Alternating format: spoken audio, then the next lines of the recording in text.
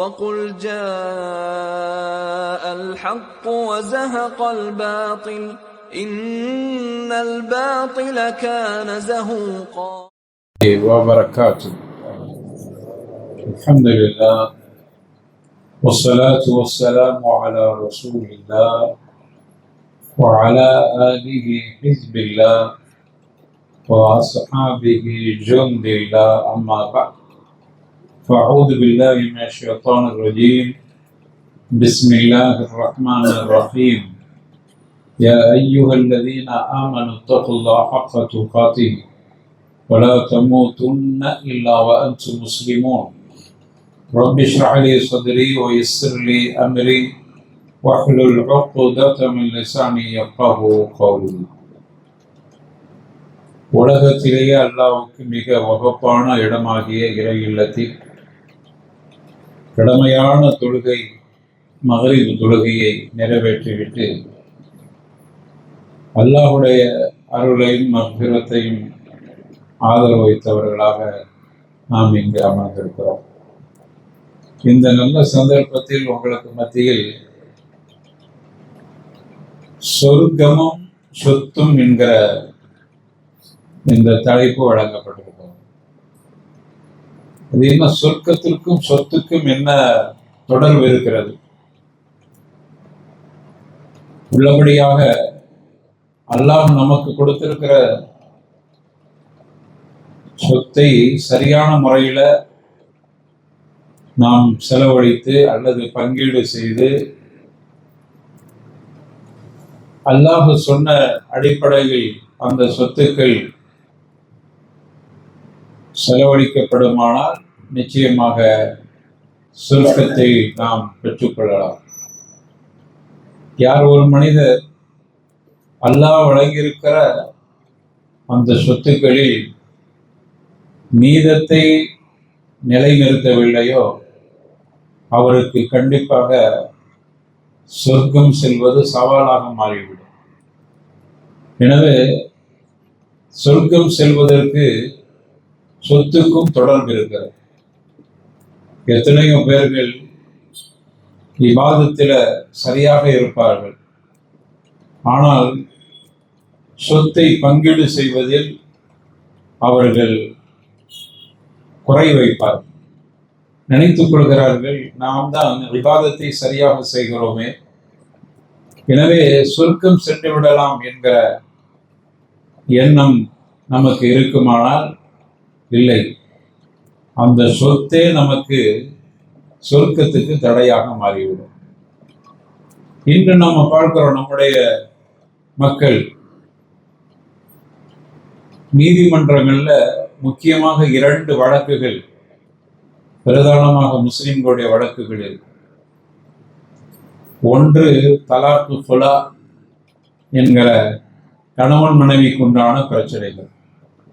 பார்த்தீங்கன்னா நீதிமன்றத்தில் நம்முடைய வழக்குகள்ல இது பிரதானம். அடுத்து சொத்துக்களில் சரியான பங்கீடு, எனக்கு கிடைக்கிற பங்கை இவர் தடுத்து விட்டார் அல்லது எடுத்து விட்டார் என்கிற மாதிரியான இப்படியான ஒரு வழக்குகள் அதிகமாக இஸ்லாமியர்கள் கணிசமாக வாழுகிற பகுதிகளில், அதுவும் இஸ்லாமியர்களில் பணக்காரர்களாக வாழுகிற பகுதிகளில் இந்த பிரச்சனை இருக்கிறது.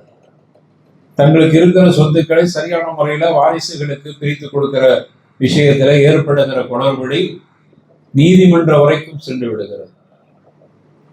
அப்படி செல்லுகிற பொழுது நீதிமன்றங்களில் அவர்களுக்கு தீர்ப்பு கிடைக்க பல ஆண்டுகள் ஆகிவிடுகிறது. அவர்கள் அந்த சொத்தை அனுபவித்தால் அவர்களுக்கு எவ்வளவு கிடைக்குமோ அதை தாண்டி செலவழிக்கிறார். எவ்வளவு முட்டாள்தனமான விஷயம். ஒரு காலம் அந்த சொத்து அவர்களுக்கு தீர்ப்பு வந்து கிடைத்து அனுபவிக்கணும்னா அவருடைய பேரன் அனுபவிக்கிறார். அவருடைய காலமும் இல்லை, அதுக்கடுத்த காலமும் அவருக்கு தீர்ப்பு வராது. இந்த சமுதாயம் இப்படி சென்று கொண்டிருக்கிறது.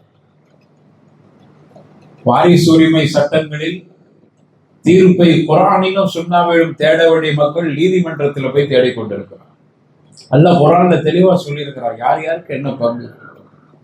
அல்லாஹ்வுடைய தூதர் ரசூலுல்லாஹி ஸல்லல்லாஹு அலைஹி வஸல்லம் தெளிவா சொல்லி இருக்கிறாங்க. யார் யாருக்கு சொத்துல பங்கு எவ்வளவு கிடைக்கும் அப்படிங்கிறது சொல்லப்பட்டிருக்கிறது. எங்கே தேட வேண்டும் நாம் ஃபத்வாவை? குரானிலும் சுன்னாவிலும் தேட வேண்டும். ஆனால் இந்த முட்டாள் சமூகம் எங்க போய் தேடுகிறது? நீதிமன்றங்களில். அவர்கள் அப்படியே காலதாமதம் செய்து அதை மதிப்பிழக்க வைத்து, அல்லது நம்முடைய உணர்வுகள் பாதிக்கப்பட்டு நாம செத்து மடிந்துருவோம், அதுக்கு பிறகுதான் தீர்ப்பு வருகிறது. இப்படியான ஒரு நிலையை இந்த சமூகம், அதிகமானவர்கள் இதை சந்தித்துக் கொண்டிருக்கிறார்கள். இதனால் நம்முடைய சொர்க்கத்திற்கு பாதிப்பு ஏற்படுகிறது. சொத்துக்களிலே அனிதம், அதனால் ஏற்படுகிற மோதல்கள், அதனால் ஏற்படுகிற சொல்லப்படுகிற அவதூறான வார்த்தைகள் உனக்கு சொர்க்கத்திற்கு அது சவாலாக மாறிவிடுகிறது. எனவே இவைகளிலிருந்து நாம் பாதுகாப்பு பெற வேண்டும் என்பதுதான் இந்த தலைப்பினுடைய முக்கிய நோக்கமாக இருக்கிறது. பல நேரங்களில சொத்துக்கள் எப்படி பிரிக்கப்படுகிறது என்றால், ஊர் வளமை அது எதுவோ அதன்படி பிரிக்கப்படுகிறது. அதுவும் தவறுதானே. எங்க ஊர்ல இப்படித்தான் வளமோ, அதனால நாங்க அப்படி பிரிக்கிறோம். ஒரு காலமும் நமக்கு அந்த உரிமை இல்லை.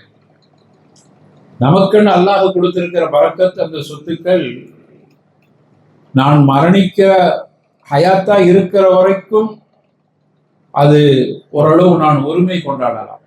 மரணித்து விட்டால் அது யார் யாருக்கு எவ்வளவு கிடைக்கும் என்பதை அல்லாஹ் பங்கு போட்டுறது. எனக்கு அந்த உரிமையே இல்லை. நான் என்னது இஷ்டத்திற்கு சொல்ல முடியாது.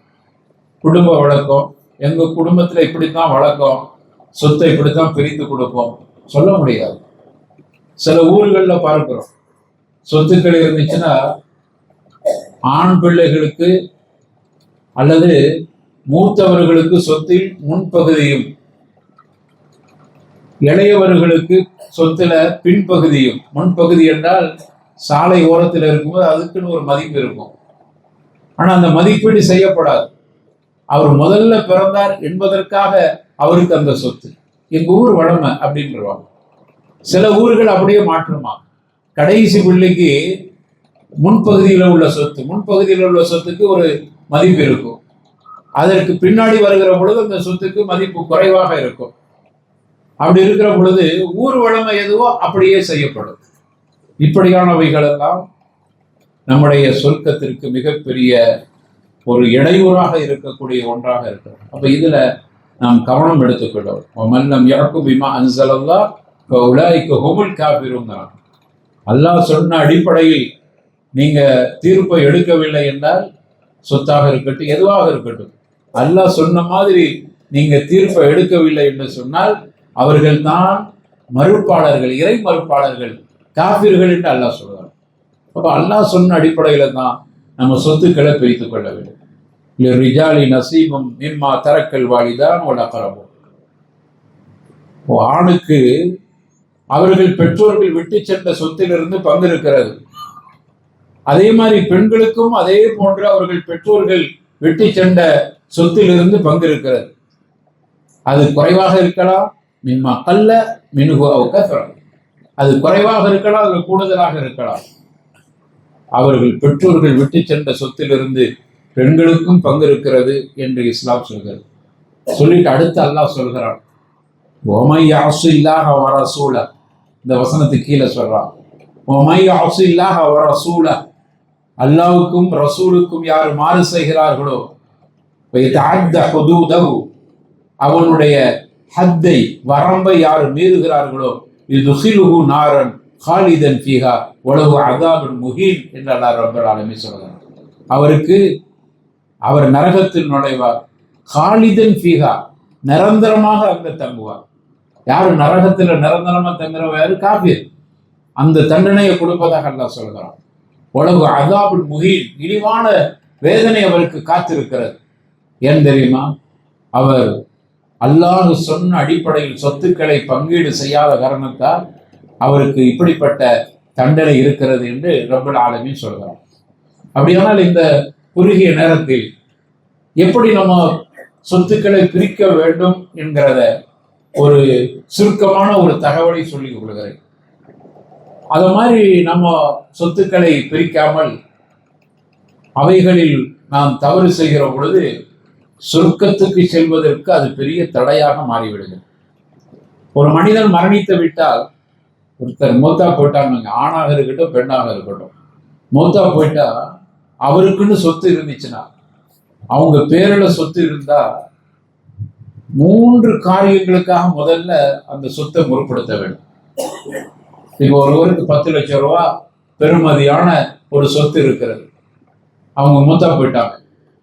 இப்ப அந்த சொத்தை வாரிசுகள் பங்கு போடுவதற்கு முன்னால், யாரெல்லாம் வாரிசு என்பதை அடுத்து பார்ப்போம், வாரிசுகள் பங்கு போடுவதற்கு முன்னால் 3 விஷயங்கள் பார்க்கப்பட வேண்டும்.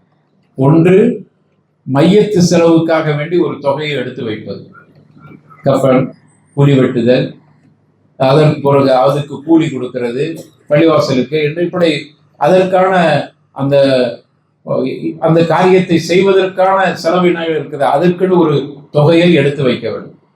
அது கூட அவருக்கு சொந்தமான சொத்து இருக்குமானால் அவருடைய சொத்திலிருந்தே மையத்து செலவு செய்யப்பட வேண்டும்.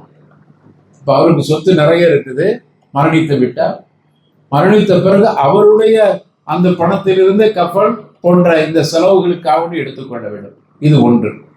இரண்டாவது, அந்த மையத்துக்கு கடன் இருக்குதான்னு பார்க்கணும். சொத்தை பிரிப்பதற்கு முன்னால், சொத்த பிள்ளைகள் பங்கு போடுவதற்கு முன்னால் முதல்ல இந்த காரியத்தை செய்யணும், மையத்து செலவுக்குன்னு ஒரு தொகை. அடுத்தது, அவருக்கு ஏதாவது கடன் இருக்குதான்னு பார்த்து அவர் ஏதாவது எழுதி வச்சிருந்தா, அல்லது யாராவது இல்லை எனக்கு ரூபா தரணும்னு சொன்னா அந்த கடனை கொடுங்க. 2ஆயிடுச்சா? மூணாவது, அவர்கள் ஏதாவது வசியத்து செய்துட்டு போயிருக்கிறாங்களான்னு பார்க்கணும்.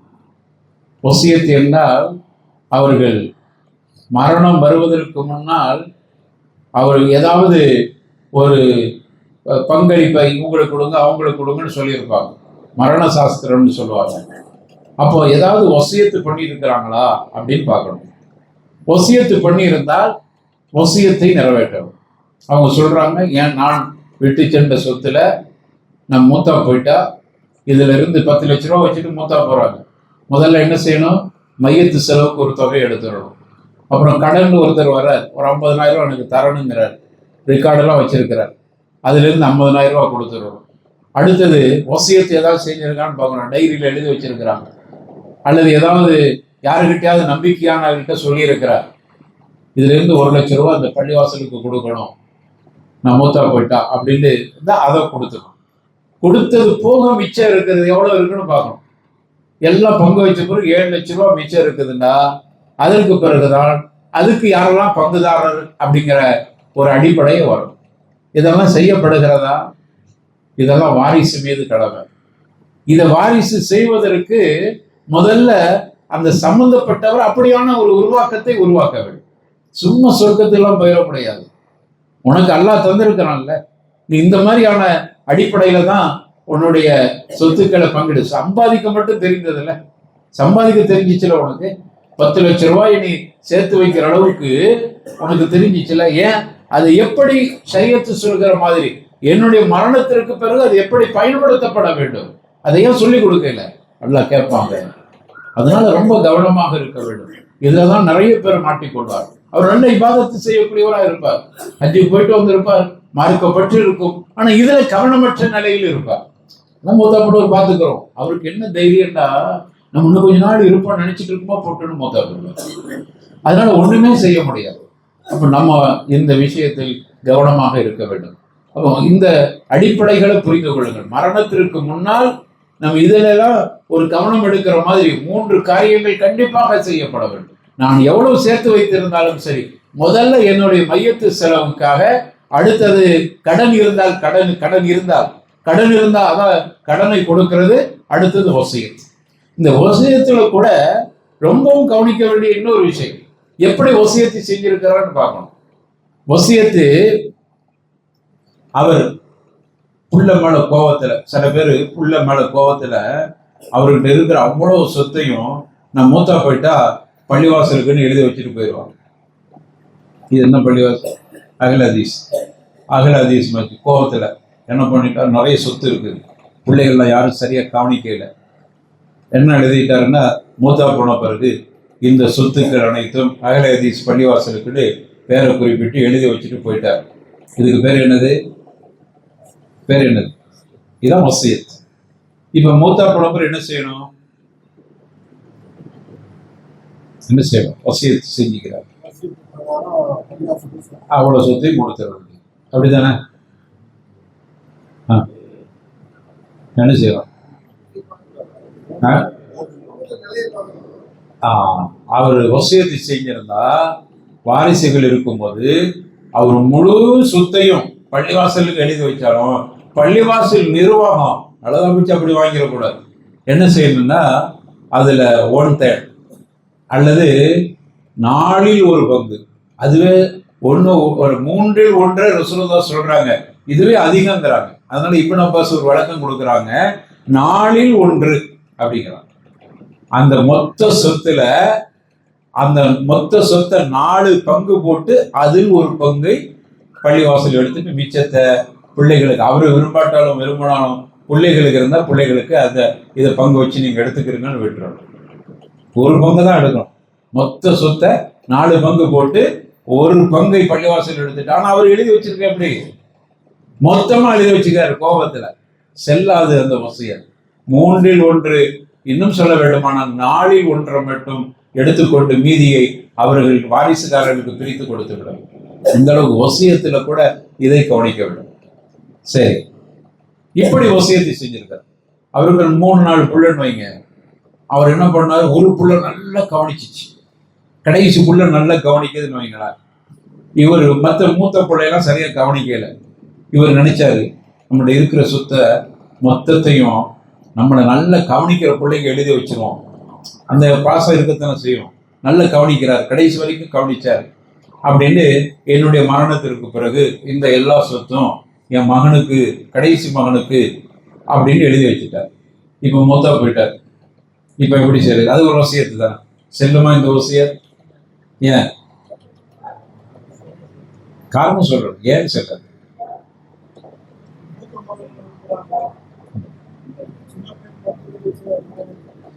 நியாயம் இல்லை, அதனால இல்லைங்கிறார். ரைட்டு, அப்படி ஒரு எப்படி வாரிசுகளுக்கு வசியத்து செல்லாது. முதல் அடி. அவர் நியாயமா நடக்கலைங்கிற 2வது விஷயம். வாரிசுகளுக்கு அல்லாஹ் ஒரு கணக்கு போட்டிருக்கிறான். தந்தை விட்டு சென்ற சொத்திலிருந்து பிள்ளைகளுக்கு என்ன பங்குங்கிறது அல்லாஹ் ஒரு பங்கை சொல்லி இருக்கிறான். ஒரு பெண் பிள்ளையும் ஒரு ஆண் பிள்ளையும் இருக்குது. அவர் மொத்தா போயிட்டாருன்னா ஒரு பெண்ணுக்கு கிடைக்கிற பங்கு மாதிரி 2 ஆணுக்கு கிடைக்கும். அப்போ 3 பங்கு வைத்து பெண்ணுக்கு ஒரு பங்கை கொடுத்துட்டு மிச்சம் 2ஐயும் ஆணுக்கு கொடுக்கணும். ஆனா இவர் என்ன பண்ணிட்டாரு? பொம்பளை புள்ள தான் கவனிச்சு, ஆம்பளை புள்ள கவனிக்கலன்னு சொல்லி அவ்வளவு சொத்தையும் பொம்பளை புள்ள பேர்ல எழுதி வச்சுட்டு மொத்தா போயிட்டார். ஏன்னா மரணத்துக்கு பிறகு அவளுக்கு தான் கிடைக்குன்னு சொல்லி மொத்தா போயிட்டார். இப்ப செல்லுமாண்டா நீதமா நடக்கலைங்கிறது இல்ல, வசியத்தே செல்லாது. ஏன்?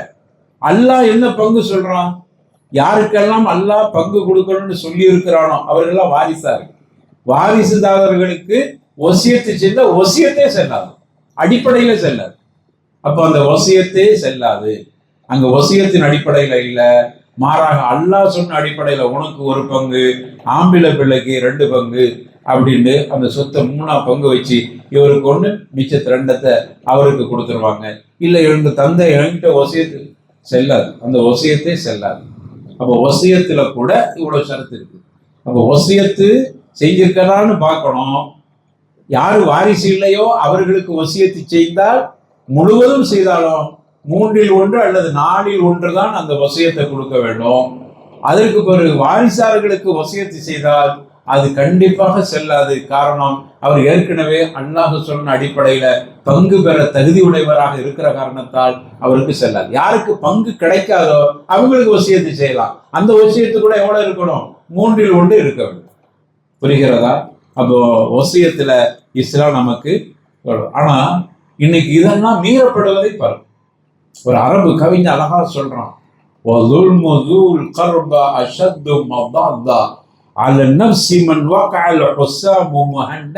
அப்படிங்கிறார். குடும்ப உறவு முறைகளுக்கு செய்யப்படுகிற அநீதம் இருக்கிறதே, அஷத்து மதாதா, அது அதிகம் நோவினையை தரக்கூடியதாக இருக்கு, அதிக கஷ்டத்தை தரக்கூடியதாக.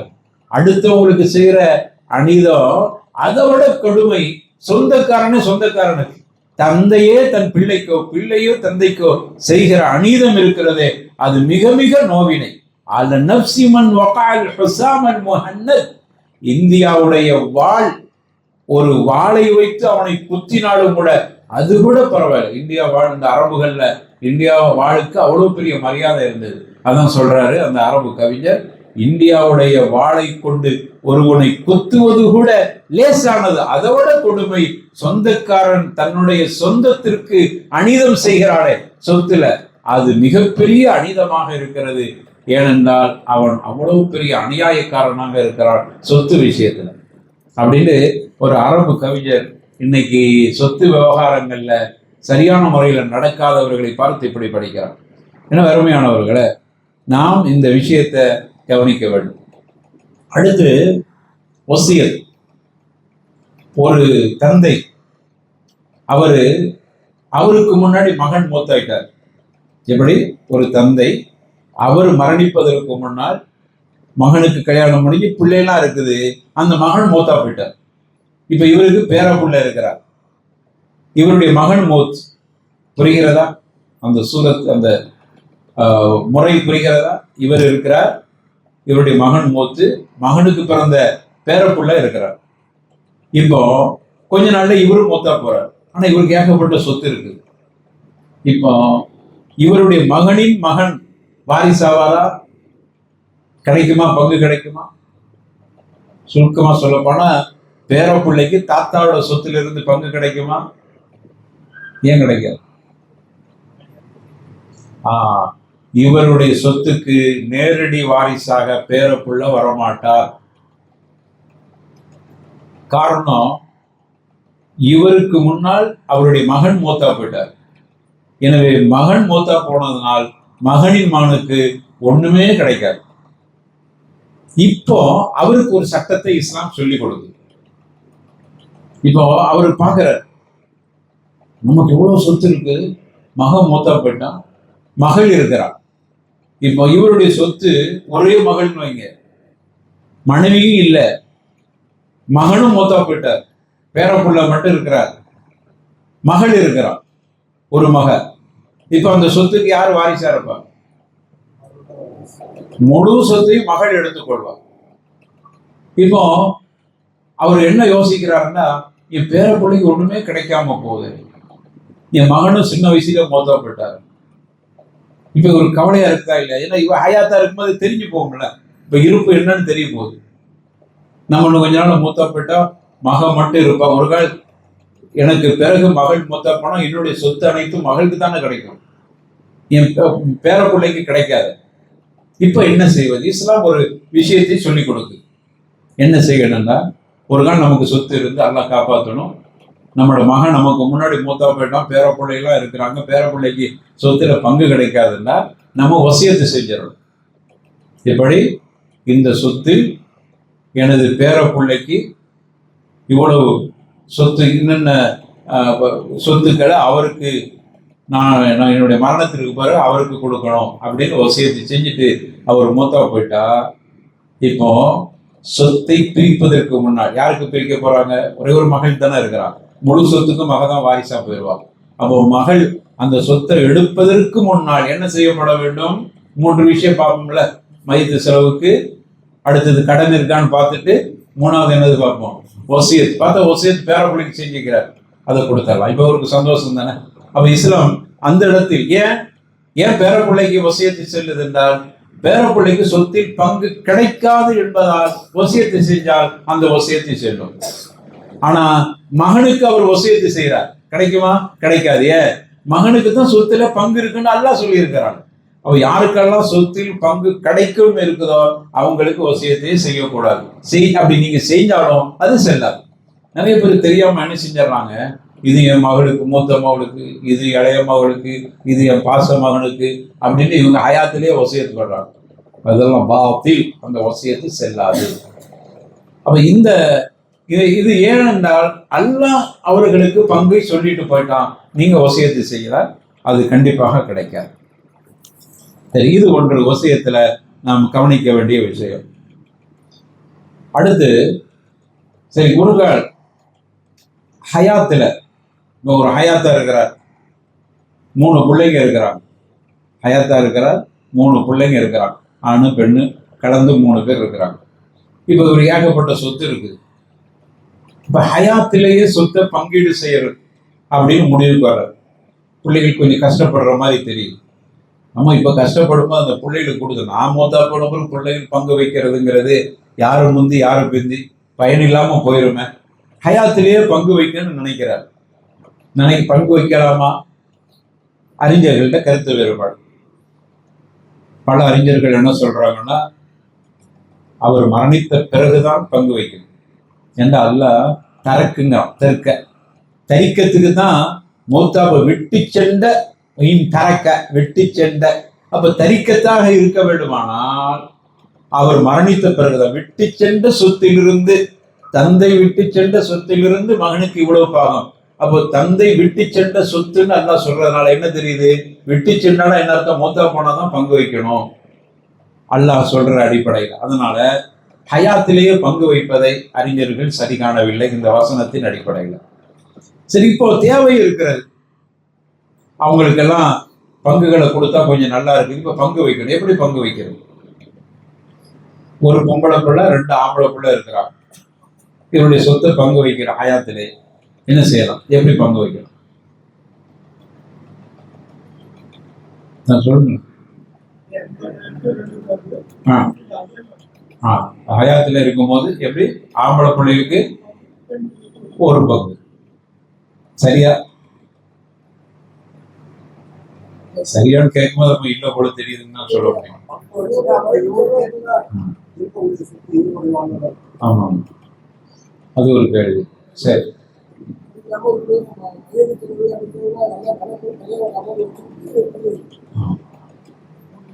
சரி, சரி. இப்ப எப்படி பங்கு வைக்கணும்னா, ஹயாத்தா இருக்கும்போது பிள்ளைகளுக்கு பங்கு வைக்கும் போது நீதமா பங்கு வைக்கணும்.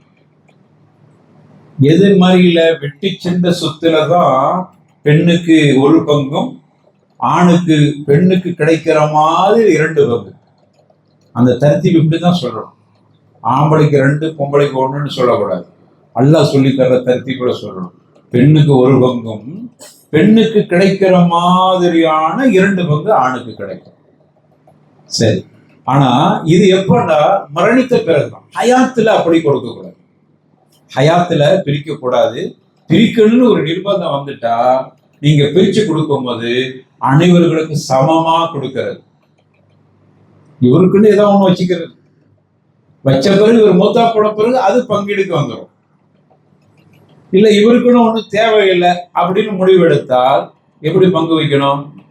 பெண் பிள்ளைக்கு கொடுத்த மாதிரியான அளவுக்கு இந்த பெண் பிள்ளைக்கு ஒரு 10 லட்சம் ரூபாய் கொடுக்கிறார், ஆண் பிள்ளைக்கு எவ்வளவு கொடுக்கணும்?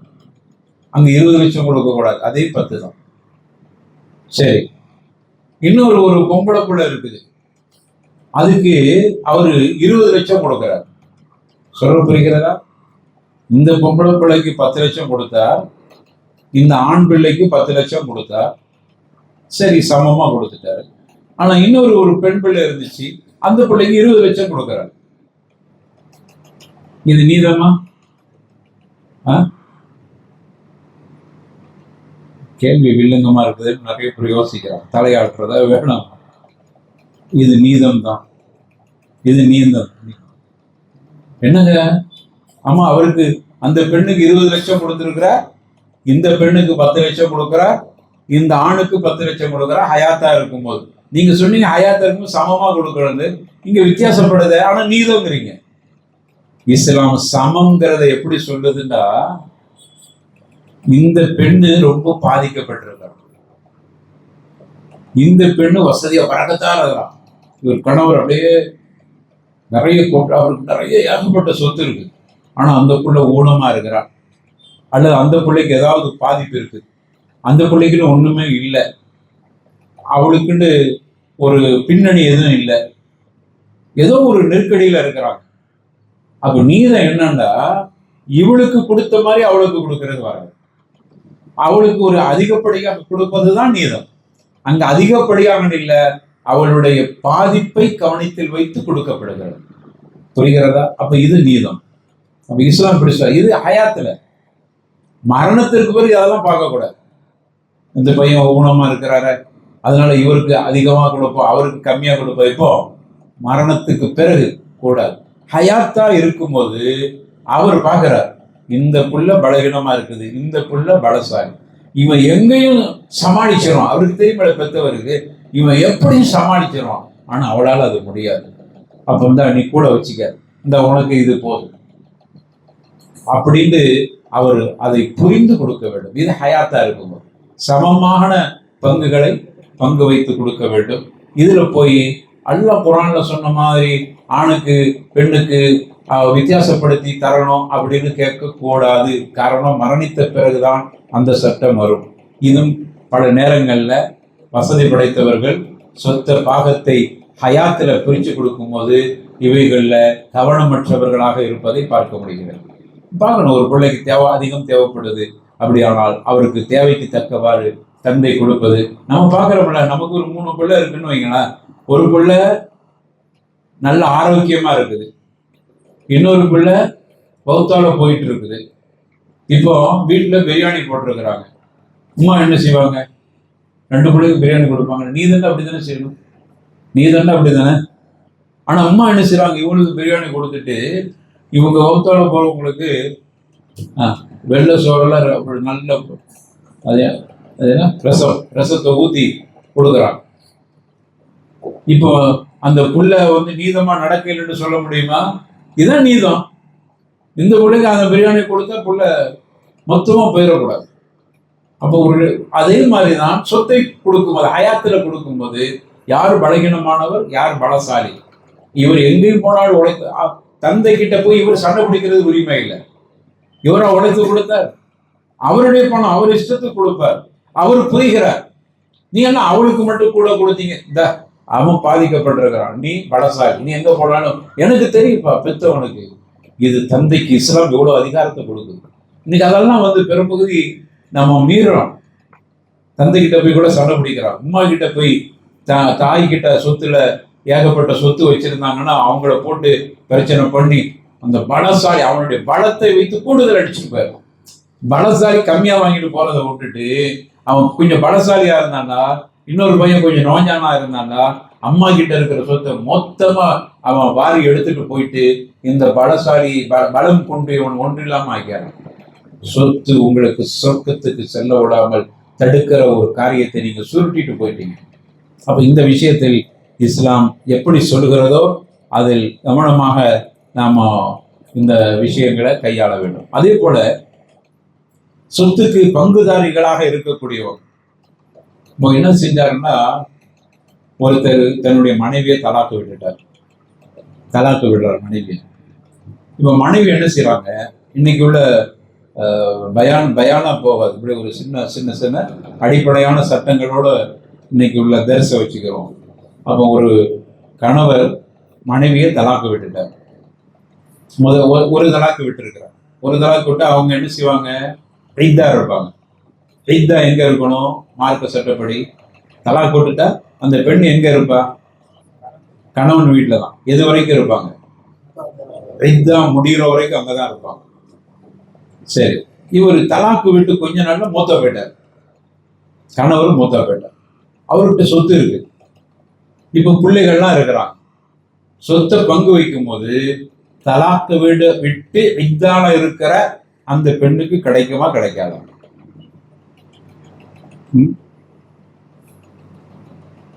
கிடைக்குமா கிடைக்காது? கிடைக்கும். தலாக்கு விட்டுன்னு வரக்கூடாது. ஏன்? அது ரஜ்ரியத்தான தலாக். அத அவர் ஹயாத்தா இருந்தான்னா இத்தாவுடைய காலத்துக்குள் அந்த தலாக்க அவர் மீட்டிக் கொள்ளலாம். தலாக்கு விட்டுட்டு அவங்க இத்தாவுடைய காலத்துல இருக்கிறாங்க, 3 மாசம் அல்லது 3 ஹைது அல்லது 3 தூய்மை, ஏதோ ஒன்று. 3 ஹைதுக்குள்ள நான் விட்ட தலாக்கை வாபஸ் வாங்கிட்டேன், மனைவியா சேர்ந்து வாழுவோம் அப்படின்னு அவருக்கு எடுசீங்கள்லாம் மீட்டிக் கொள்ளலாம். அப்படி நீட்டிக் கொள்கிற தலாக்கு விடப்பட்டிருந்தார். ஒரு தலாக்கு விடுறார், இரண்டாவது தலாக்கு விட்டிருக்கிறார். அப்படியான நிலையில் இருந்தால் அந்த பெண்ணுக்கு கணவன் விட்டு சென்ற சொத்திலிருந்து தலாக்கு விட்டு 2 தலாக்கு விடப்பட்டு இத்தால இருக்கிற காலத்தில் அவர் மரணித்தால் அந்த சொத்திலிருந்து அவளுக்கும் பங்கு இருக்கிறது, கொடுத்தாகணும். அவங்க தாயாரோ தந்தையோ தடுக்க கூடாது. என் மகன் தான் ஒன்னு தலாக்கு விட்டுட்டான், உனக்கு ஒன்றும் கிடைக்காது சொல்ல முடியாது, சொல்லக்கூடாது. ரஜ்இயத்தான தலாக், மீட்டிக் கொள்ளுதல் என்கிற அடிப்படையில் தலாக். முத்தலாக்கு விட்டு இருந்தாருமே ஒரே நேரத்தில் விட முடியாது. 3 தலாக், ஒரு டைம் விட்டா, 2வது டைம், 3வது டைம். முத்தலாக்கு விட்டு இத்தால இருக்கிறான், இப்ப மூத்தா போனார், கிடைக்குமா? கிடைக்காது. ஏன்? அந்த இத்தாவுடைய காலம் முடிஞ்சிச்சா அவ அந்நிய பெண்ணா போயிடுவான். அதனால் அவருக்கு அந்த மாதிரியான 3 தலாக்கு விடப்பட்டவளாக இருந்தால் அதுல இத்தாவுடைய காலத்துல மரணித்தால் கிடைக்காது. இதெல்லாம் தடுக்கப்பட்டிருக்கிறது. அப்ப இந்த விஷயங்களையும் நாம் கவனம் எடுத்துக்கொள்ள வேண்டும். அருமையானவர்களை, அடுத்தது யாருடைய சொத்திலிருந்து பங்குதாரராக வரமாட்டார் அப்படின்னா, ஒரு தந்தையின் சொத்துக்கு மகன் பங்குதாரராக வரமாட்டார், ஒரு மகனின் சொத்துக்கு தந்தை பங்குதாரராக வரமாட்டார். எப்போ தெரியுமா? தந்தையை மகன் சொத்துக்காக கொன்று விட்டான்னு வைங்களேன். கொன்றது எதற்கு? சொத்தை, பாப்பா செத்து போயிட்டா இந்த சொத்தை எடுத்துக்கலாம், அவர் சாவுற வரைக்கும் தரமாட்டேங்கிறாரு, அப்ப நம்ம சாவ வச்சிருவோம் அப்படின்னு ஒருத்தர் அடித்தார், கொன்னுட்டார் தந்தைய. இப்போ அந்த சொத்து கொண்டது மகன் என்பது உறுதியாக தெரிந்தால், இஸ்லாமிய அரசாங்கமா இருந்தால் தந்தையின் சொத்திலிருந்து ஒரு பங்கு கூட மகனுக்கு கிடைக்காது. அல்லது மாத்தி வைங்க, தந்தை மகனை கொண்டுட்ட, அவன் நிறைய சொத்து இருக்குது, தந்தைக்கு ஒன்றும் தரமாட்டேங்கிறான், அடிச்சு கொண்டு போட்ட உறுதியாக செய்யப்பட்ட மகனுடைய சொத்திலிருந்து தந்தை வாரிசாக மாட்டார். ஒன்று. இன்னொன்னு யாரு?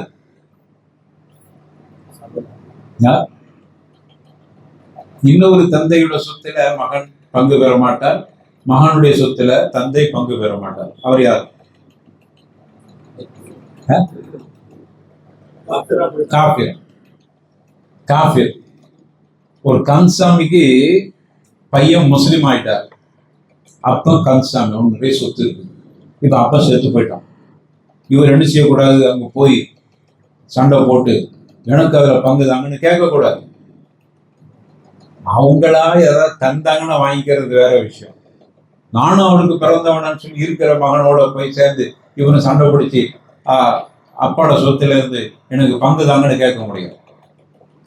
அதே போல மகன் காபிரா இருக்கிறான், செத்து போயிட்டான், தந்தை முஸ்லீமா இருக்கிறார், மகன்கிட்ட நிறைய சொத்து இருக்குது, நான் தான் அவன் தந்தை, எனக்கு பங்கு தாங்கன்னு கேட்கக்கூடாது. அப்போ இஸ்லாத்தை விட்டு வெளியில போயிட்டாலோ அல்லது கொலைகாரனாக இருந்தாலோ இவர்கள் இருவர்களுக்கும் அல்லாஹ் சொன்ன ஷரியத் சட்டத்திலிருந்து சொத்திலிருந்து எந்த பங்கும் கிடைக்காது. புரிகிறதா? இது ஒன்று.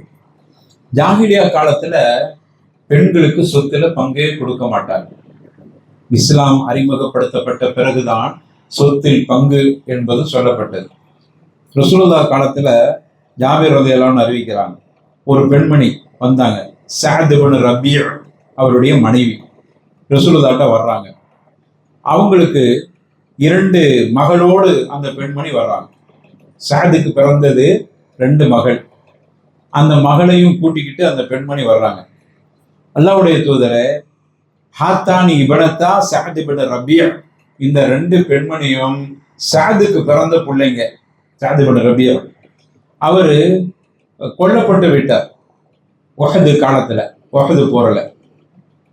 இப்போ அவருக்கு சஅத் இப்னு ரபீ உஹது போர்ல கொல்லப்பட்டு விட்டார், ஷஹீதாக்கப்பட்டு விட்டார். ஆனா அவருக்குன்னு ஒரு சொத்து இருந்துச்சு. அந்த சொத்தை சஅதுடைய சகோதரர் எல்லாத்தையும் எடுத்துக்கிட்டார். என்ன செய்யல? இந்த பிள்ளைகளுக்கும் மனைவிக்கும் பங்கு கொடுக்கல.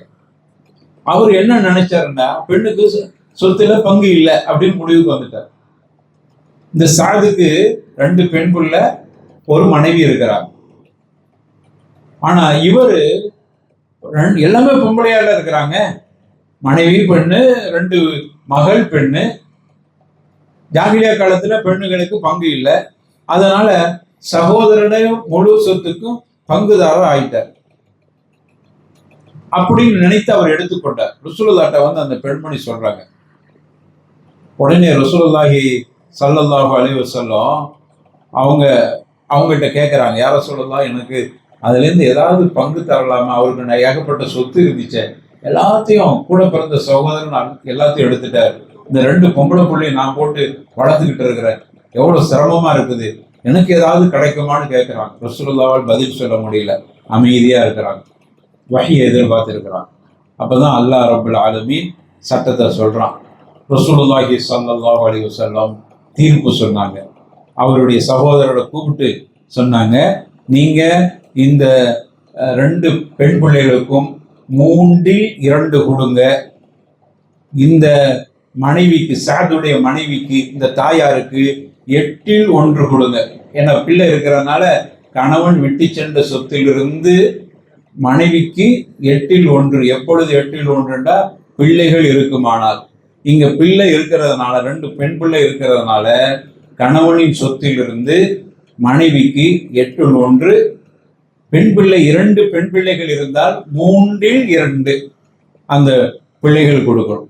மிச்சம் இருக்கிறத சகோதரனாகிய நீ மீதி பங்கு எடுத்துக்கொள் அப்படின்னு ரசூலுல்லாஹி ஸல்லல்லாஹு அலைஹி வஸல்லம் தீர்ப்பு சொன்னாங்க.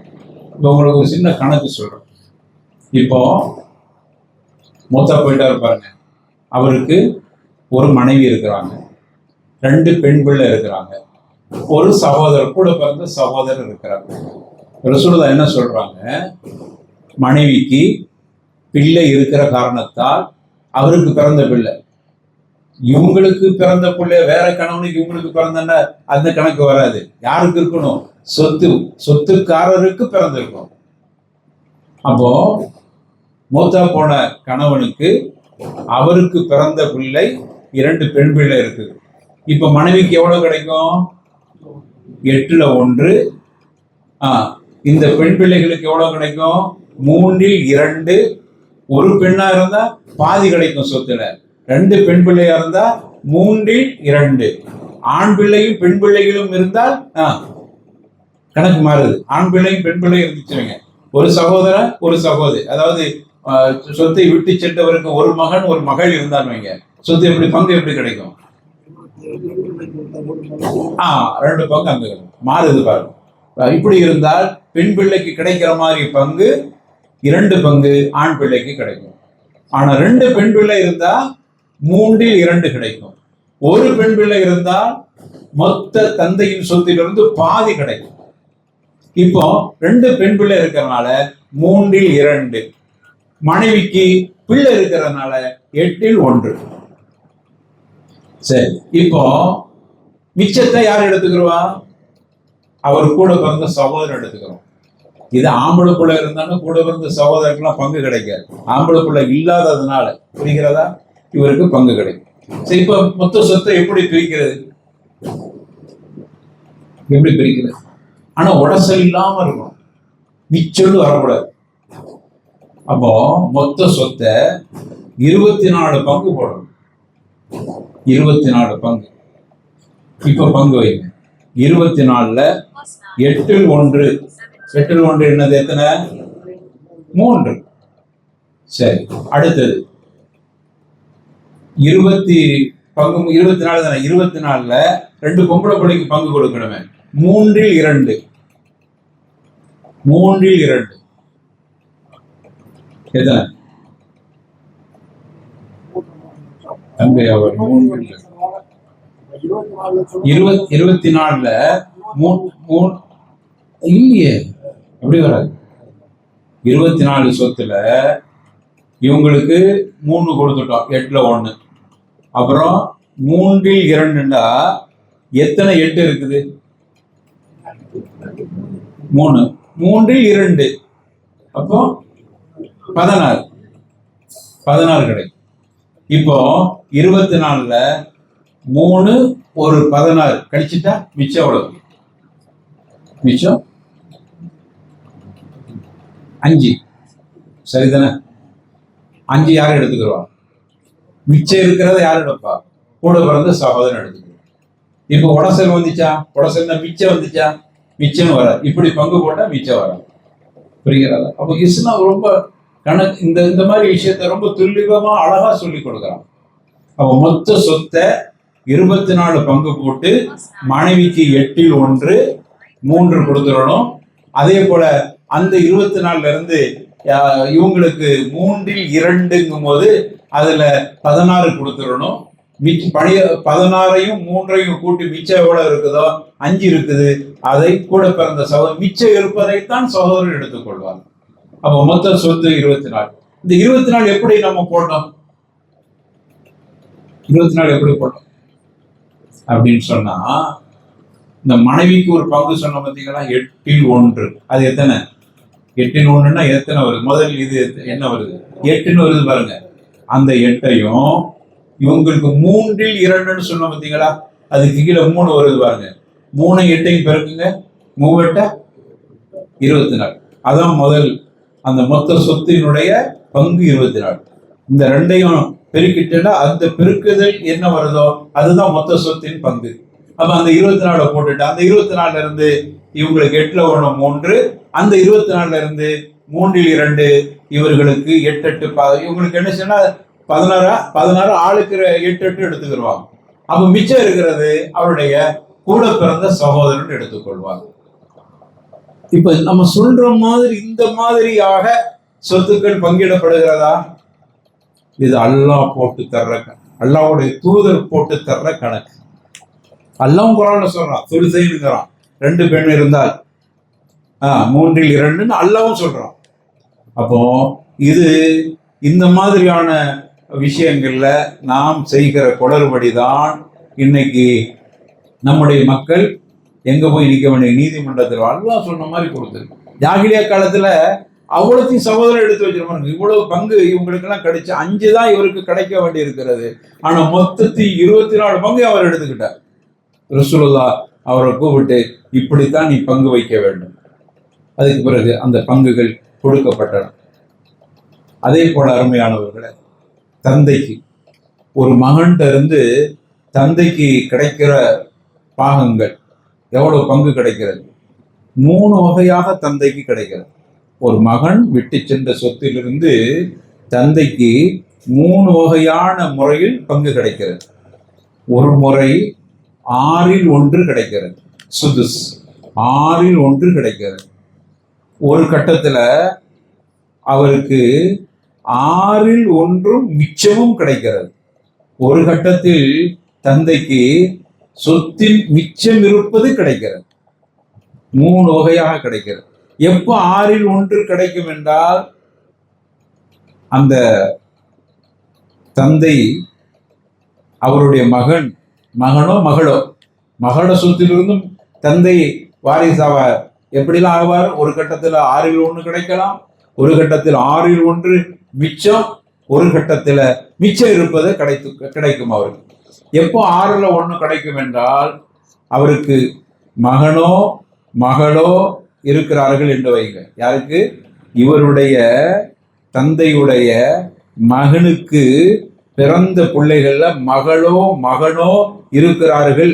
அப்படி இருக்கிற நிலையில மகன் மரணித்து விட்டால் மகனுடைய சொத்திலிருந்து 6/1 கிடைக்கும். எப்போ? மகனோட பிள்ளைகள் இருக்கிற காரணம், பேரம் பேத்தி இருக்கிறதுனால தன்னுடைய சொந்த மகன்கிட்ட இருந்து, மூத்த போன மகன்கிட்ட இருந்து 6/1 கிடைக்கும். இப்ப இதெல்லாம் இன்னைக்கு நடக்கிறதா? இத மாதிரியெல்லாம் நம்ம கொடுக்குறோமா? சில முஸ்லிம் ஊர்கள்ல அந்த சட்டத்தை பேணி கொடுக்குறாங்க. நமக்கு குர்ஆன்லயே அதை பற்றியான விஷயங்கள் அல்லாஹ் சொல்லி தருகிறான். நம்ம எங்க ஃபத்வா தேடணும்? குர்ஆன்லயா, நீதிமன்றத்திலையா, போலீஸ்காரன் எடுத்து போலீஸ் ஸ்டேஷன்ல போயா? இந்த சமூகம் எங்க போகுது பாரு.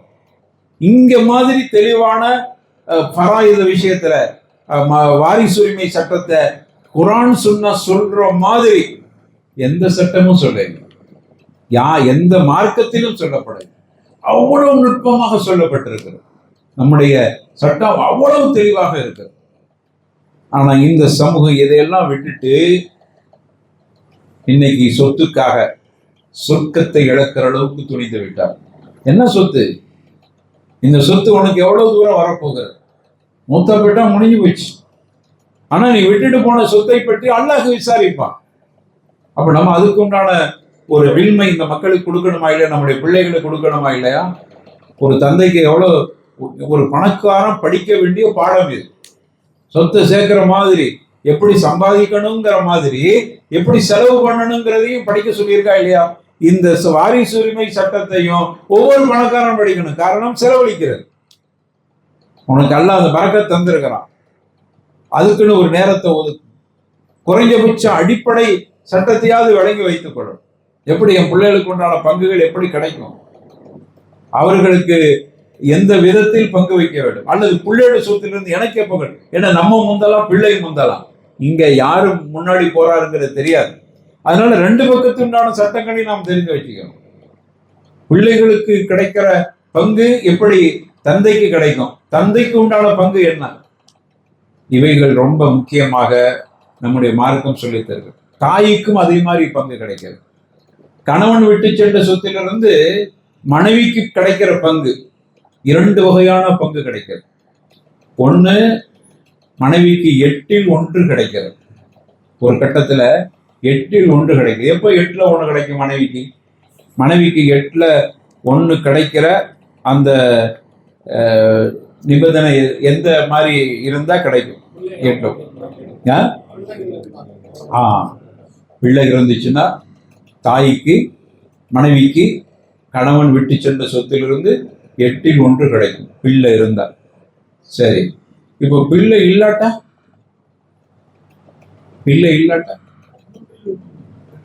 கால் கிடைக்கும்.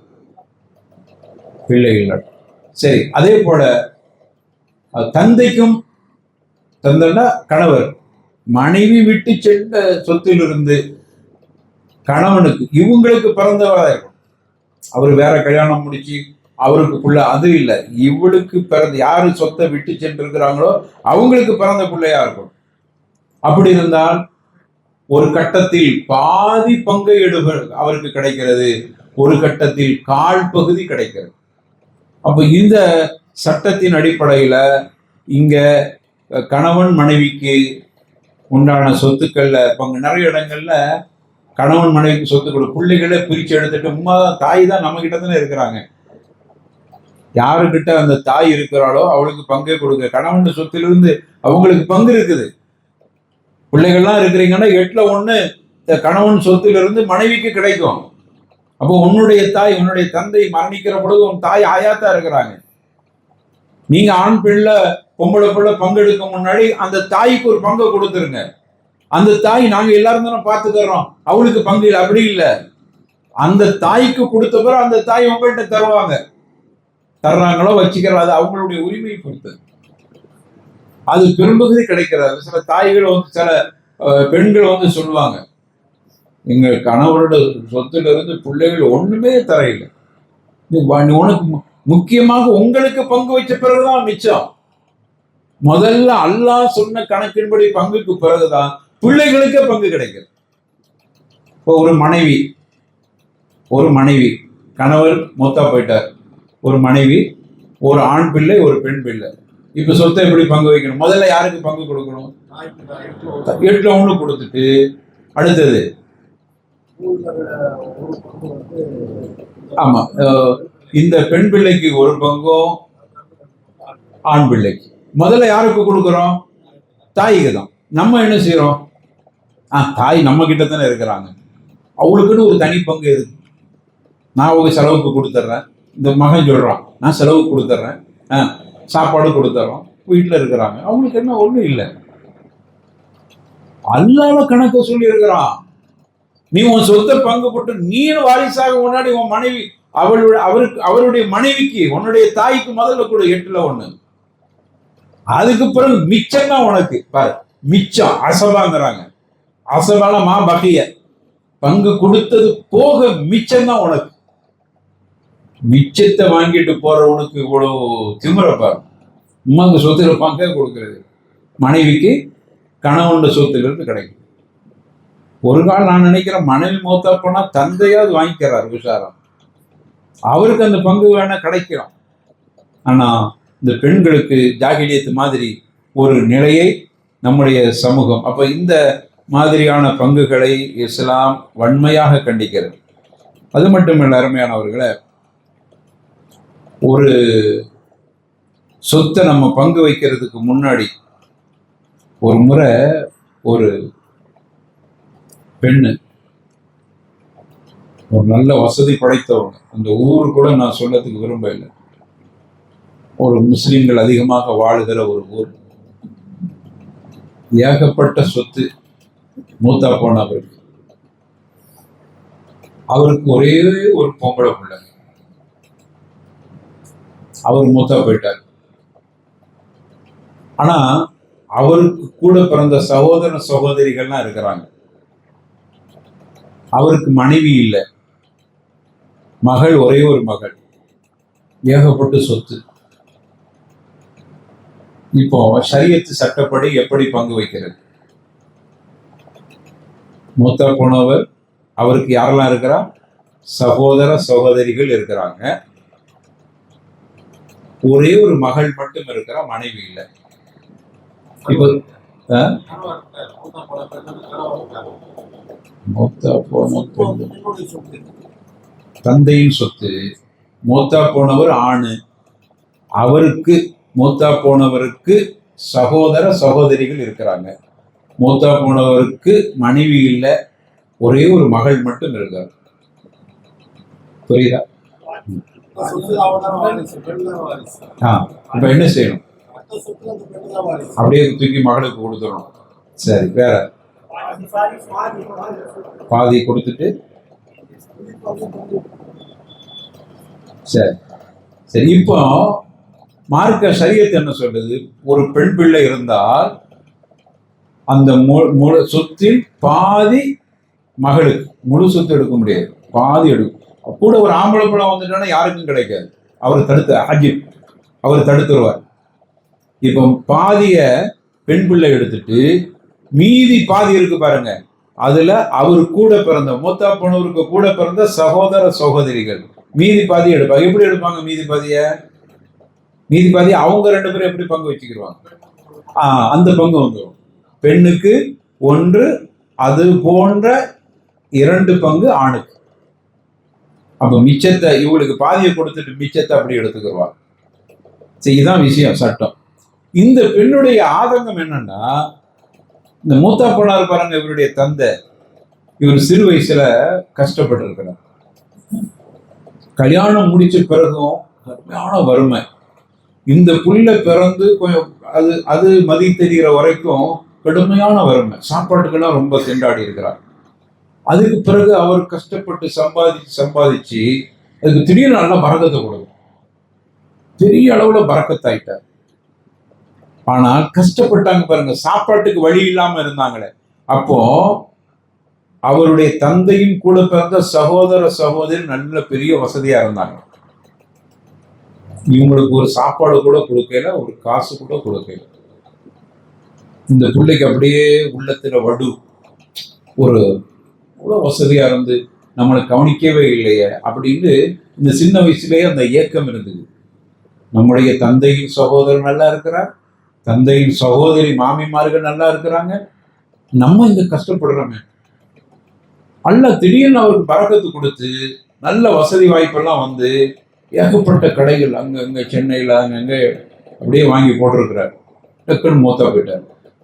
இப்போ சரியத்து ரீதியா பாதி மிச்சத்தை எல்லாம் இவளுக்கு போக பாதிய, மீதி நேரு பாதிய அப்படியே சகோதர சகோதரிகள் பங்கு எடுப்பாங்க போது இந்த பிள்ளையால தாங்கி கொள்ள முடியும். சரிதானே?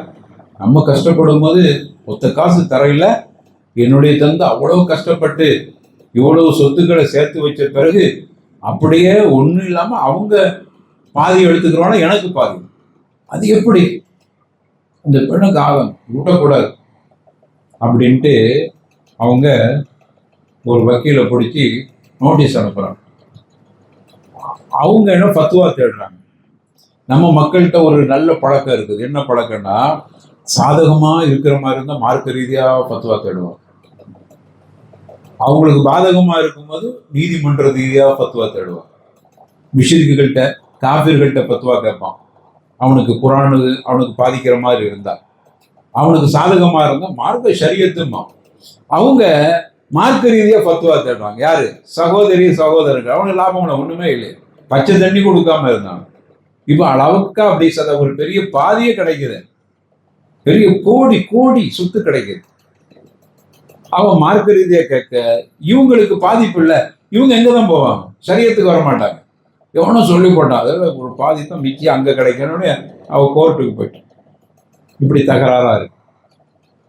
இருந்தாலும் நிறைய பேர் போய் சொல்லியிருக்கிறாங்க நம்ம மார்க்க.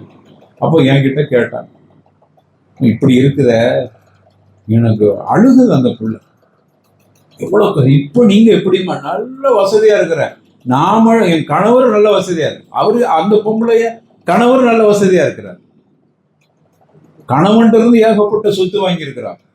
இப்ப தந்தையோட சொத்து இவளுக்கு பாதி கிடைக்கிறங்கிறது சந்தோஷம் இல்லாம மீதி பாதியை அவர்கள் எடுக்கிறாங்கிறது கவலை. அல்லாஹ் சொல்ற சட்டம், அல்லாஹ் ரசூல் சொல்ற பிறகு நீ சொல்ற சொந்த காரணம்லாம் இங்க வரக்கூடாது.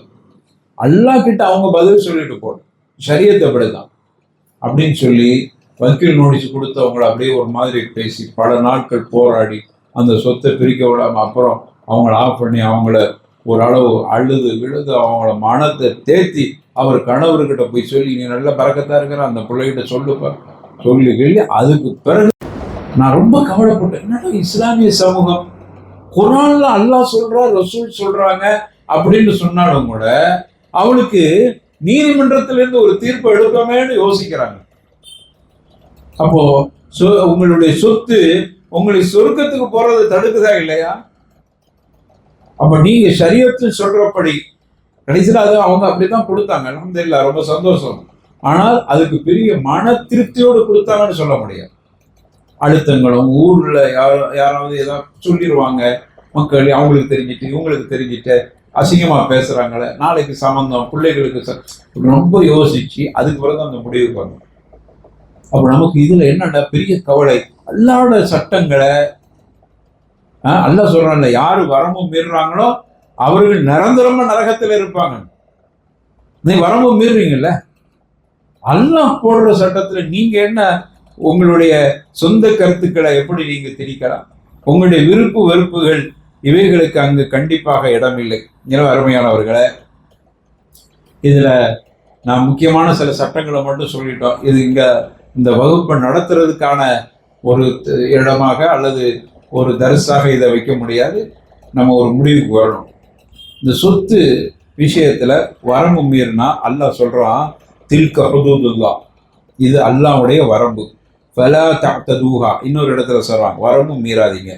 ஒமை தஅத்த ஹுதூதல்லாஹ், அல்லாஹ்வுடைய வரம்பை யாரு மீறுறாங்களோ உலாய்க ஹுமுல் ஸாலிமூன், அவர்கள் தான் அநியாயக்காரர்கள் அப்படின்னு ஒரு இடத்துல.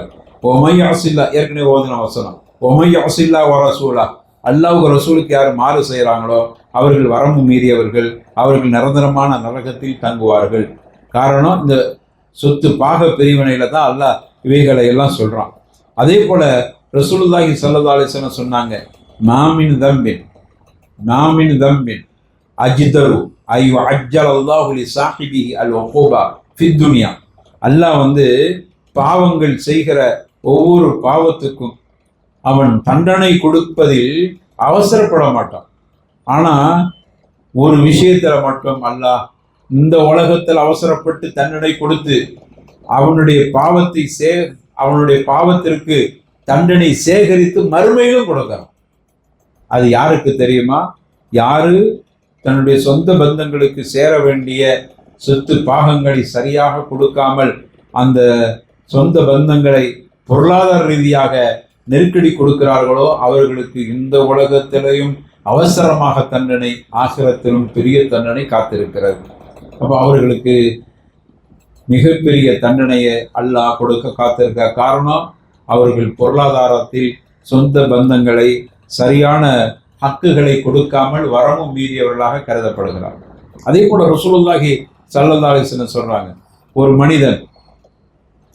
மனிதன் இந்த உலகத்தில் சொத்துக்களில் ஒரு பகுதியை, ஒரு ஜான் அளவுக்கு ஒரு இடத்தை, ஜான் அளவுக்கு அவன்கிட்ட இல்லாம அடுத்தவர்களை உடைய இடத்தை எடுத்தால் நாளை மறுமையில அவனுடைய கழுத்தில் 7 பூமி அளவுக்கு அவனுடைய கழுத்தில் மாலையாக தொங்க விடப்படும். அதெல்லாத்தையும் சுமந்துட்டு வான்னு சொல்லப்படும்.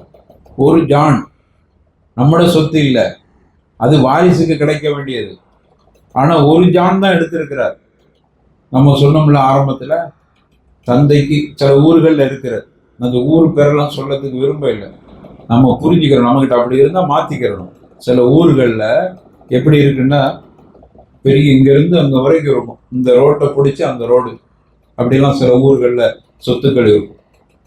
இந்த ரோட்ல பிடிச்சாடா அடுத்த ரோட்டு வரைக்கும் அப்படியே நீட்டமா இருக்கும்.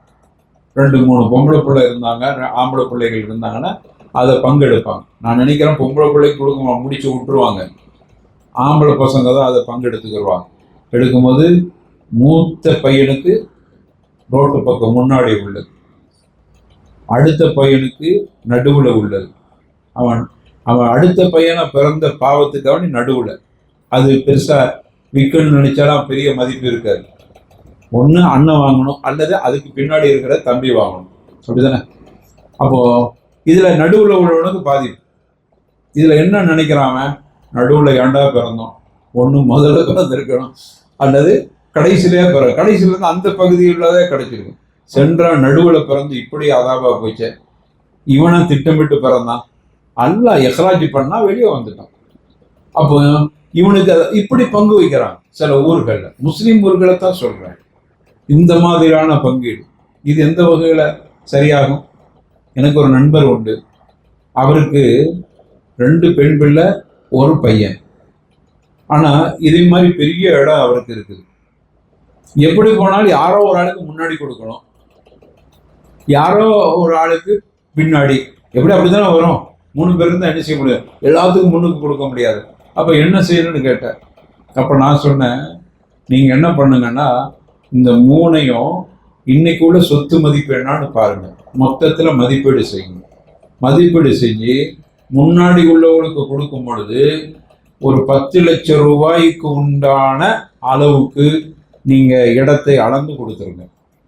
பின்னாடி உள்ளவருக்கு 10 லட்சம் ரூபாய்க்கு உண்டான மதிப்புக்கு இடத்தை அளந்து கொடுங்க. அப்படி பார்க்கும்போது முன்னாடி உள்ளவருக்கு ஒரு 40 அடி வருகிறது என்று வைங்க, பின்னாடி உள்ளவருக்கு எத்தனை அடி வரும்? 50 அடி வச்சுக்கிறங்க ஒரு உதாரணத்துக்கு. இப்படி கொடுங்க. அது நீதம் இல்லைன்னு சொல்ல முடியாது, அதான் நீதம். இங்க எத்தனை அடி என்பதல்ல, அங்கு அந்த பொருளாதார மதிப்பு. ஏன்னா பின்னாடி வர்றாரு, அப்ப இவருக்கு அதிகமா கொடுங்க. அதுக்கு பின்னாடி உள்ளவருக்கு ஒரு 70 அடி கொடுங்க. அப்பந்தான் 10 10 10 அப்படிங்கிற எல்லாத்துக்கும் ஒரே தொகையை கொடுத்த மாதிரி வரும்.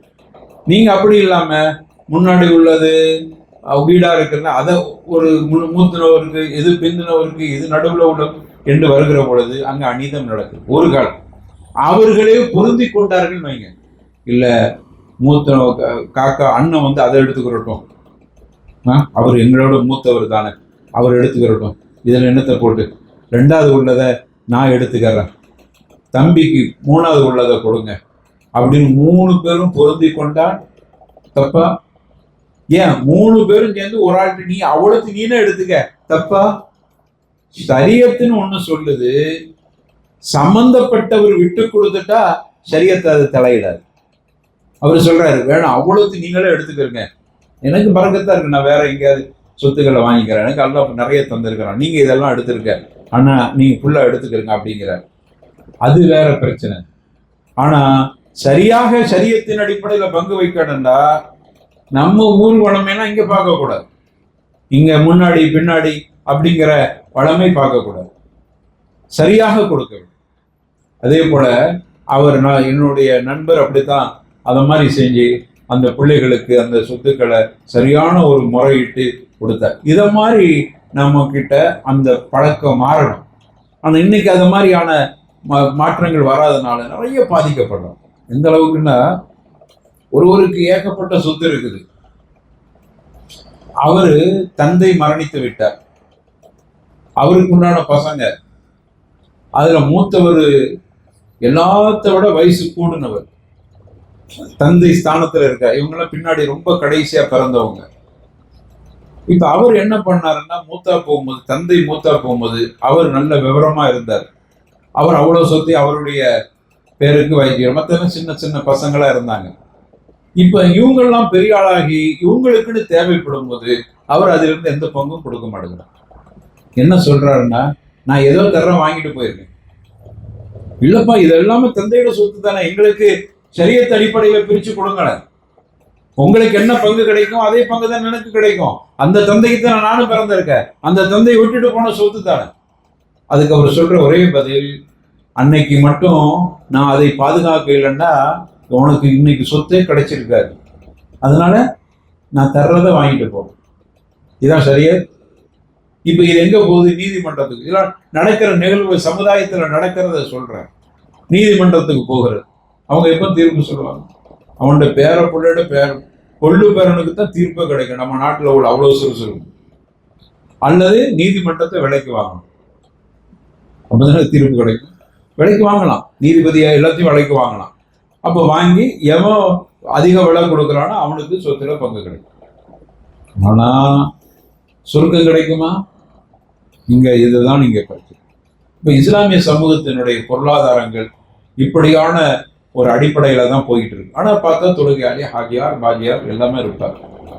அவர் ஹாஜியாரா இருந்து எதுக்கு? ஹாஜி யாராத்தான் போயிட்டாரு.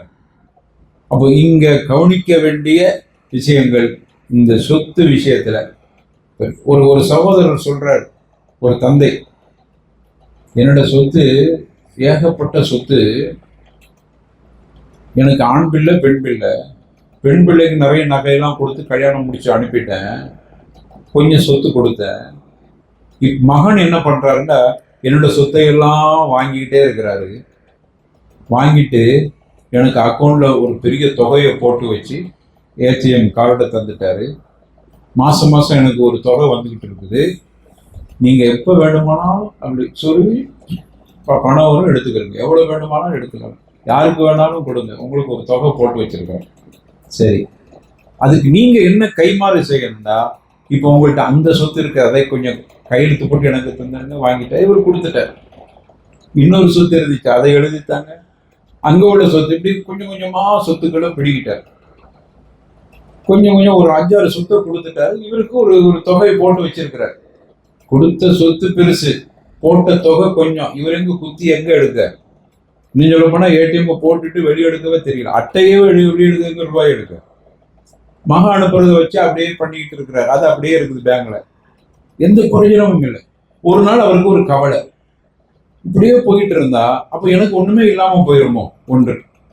அடுத்து இன்னொரு ஆசை என்னன்னா, நான் எனக்கு பொம்பளை பிள்ளை இருக்கிற, நான் மூத்தா போன பிறகு ஒரு கால் நான் முந்தி மூத்தா போயிட்டா என்னுடைய சொத்திலிருந்து என்னுடைய மகளும் மகனும் பங்கெடுக்கணும் அப்படிங்கிற ஒரு ஆசை. ஆசை இருக்கத்தானே, நல்ல ஆசை தானே. ஆனா இப்போ போற போக்க பார்த்தா மகன் எல்லாத்தையும் ஒரு விட்டு இப்போ 2 சொத்து தான் மிச்சமா இருக்குது. இப்ப அதையும் கேட்கிறார்.